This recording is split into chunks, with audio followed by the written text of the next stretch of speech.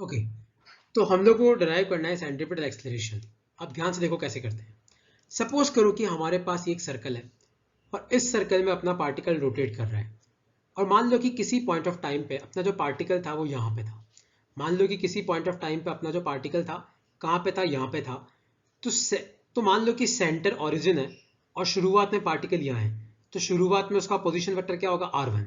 और मान लो तब उसकी वेलोसिटी कितनी थी, v1। मतलब अपना पार्टिकल यहाँ था और किस तरफ जा रहा था, अपना पार्टिकल उस तरफ जा रहा था। तो ये इनिशियल कंडीशन है। तो ये ओरिजिन है, तो शुरुआत में पार्टिकल कहाँ पे था, यहाँ पे, वेलोसिटी v1। और मान लो कि थोड़ी देर के बाद मैंने पार्टिकल को देखा तो मेरा पार्टिकल यहां पहुंच गया। मान लो उसका फाइनल पोजीशन वेक्टर है r2। देखो ये ओरिजिन है, पोजीशन वेक्टर मतलब पार्टिकल की पोजीशन क्या है। तो r1 मतलब शुरुआत में क्या पोजीशन थी, तो शुरुआत में पोजीशन r1, शुरुआत में वेलोसिटी v1, फाइनली उसकी पोजीशन r2, और फाइनली उसकी वेलोसिटी कितनी हो जाएगी, v2। तो अपना पार्टिकल पहले यहां पे था और डेल टी टाइम के बाद, कितने टाइम के बाद, डेल टी टाइम के बाद मेरा पार्टिकल कहां पहुंच गया, तो मेरा पार्टिकल इस तरीके से घूमते घूमते घूमते यहां पहुंच गया। अब एक बात याद रखना, ये जो r1 वेक्टर है ना, तुम ध्यान से देखो, चाहे आप r1 वेक्टर लो चाहे आप r2 वेक्टर लो, दोनों की लेंथ क्या है, रेडियस के बराबर ही है। तो याद रखना मैग्नीट्यूड ऑफ r1 वेक्टर क्या होगा, r। मैग्नीट्यूड का मतलब है वेक्टर की लेंथ कितनी है। तो चाहे r1 वेक्टर लो चाहे r2 वेक्टर लो, दोनों की लेंथ है कितनी, दोनों की लेंथ कितनी होगी, r। और मान लो कि यहां पे भी पार्टिकल की वेलोसिटी v1 है, लेकिन वेलोसिटी का वैल्यू तो सेम ही रहेगा। तो यहां पे भी वेलोसिटी v रहेगी, यहां पे भी वेलोसिटी v रहेगी, लेकिन डायरेक्शन क्या है, अलग। क्योंकि यहां पे पार्टिकल की डायरेक्शन इस तरफ है और यहां पे पार्टिकल की डायरेक्शन क्या है, उस तरफ। तो मैग्नीट्यूड ऑफ v1 v है, तो मैग्नीट्यूड ऑफ v2 भी कितना होगा, v। तो याद रखना इस पॉइंट पे आपकी वेलोसिटी v1 है, इस पॉइंट पे आपकी वेलोसिटी v2 है। मैं v1 v2 क्यों लिख रहा हूं, क्योंकि दोनों की डायरेक्शन अलग है, दोनों की वैल्यू क्या है, तो v1 की वैल्यू भी v है, v2 की वैल्यू भी v है।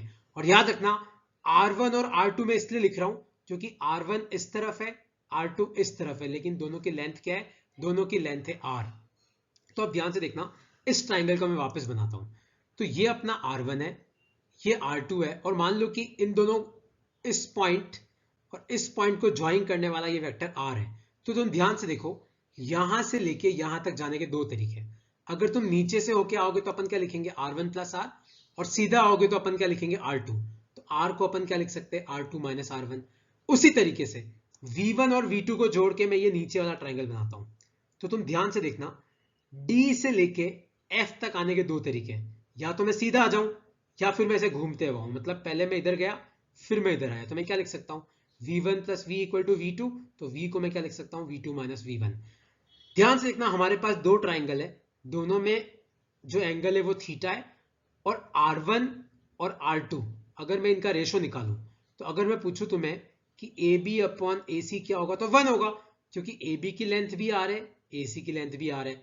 और नीचे वाले ट्राइंगल में अगर मैं तुम्हें पूछूं कि DE अपॉन DF क्या होगा, तो DE V1 है, DF V2 है, लेकिन दोनों बराबर है तो ये रेशो भी 1 है। तो अगर दो ट्राइंगल में एंगल सेम होता है और साइड्स का रेशो सेम होता है, तो वो ट्राइंगल क्या होता है, सिमिलर। तो दोनों ट्राइंगल सिमिलर है। देखो, तो थीटा के पास में क्या है, AB, और थीटा के सामने क्या है, BC। तो AB अपॉन BC। और नीचे वाले ट्राइंगल में देखो, तो थीटा के पास क्या है, DE, तो ऊपर लिखा मैंने DE, और थीटा के सामने क्या है, थीटा के सामने क्या है, थीटा के सामने EF, तो EF। अब इन सब की वैल्यू पुट करो, तो AB की जगह अपन मैग्नीट्यूड ऑफ R1 लिख सकते हैं, क्योंकि AB मतलब क्या है, AB मतलब R1। और BC की जगह अपन क्या लिख सकते हैं, BC मतलब क्या है, R, तो BC की जगह लिखा R। उसी तरीके से ध्यान से देखो, तो DE की जगह अपन क्या लिख सकते हैं, देखो यहां से देखो, तो DE की जगह अपन क्या लिख सकते हैं, V1 लिख सकते हैं। तो DE की जगह आ गया V1। और EF की जगह क्या लिख सकते हैं, EF की जगह V लिख सकते हैं। लेकिन V किसके बराबर है, ध्यान से देखो, V किसके बराबर है, V2 माइनस V1। R किसके बराबर है, R2 माइनस R1। तो अपन क्रॉस मल्टीप्लाई करते तो V इधर जाएगा, R इधर जाएगा, और R की जगह लिखा मैंने R2 माइनस R1। और मैग्नीट्यूड ऑफ V1 क्या है, ध्यान से देखो, तो मैग्नीट्यूड ऑफ V1 है आपका V। तो मैग्नीट्यूड ऑफ V1 की जगह आ गया V, और मैग्नीट्यूड ऑफ R1 क्या है, R। और दोनों तरफ अपन टाइम से डिवाइड करेंगे, डेल टी से, डेल टी से। तो change in velocity upon time तो क्या होता है, एक्सलेरेशन, और change in position upon time क्या होता है, वेलोसिटी।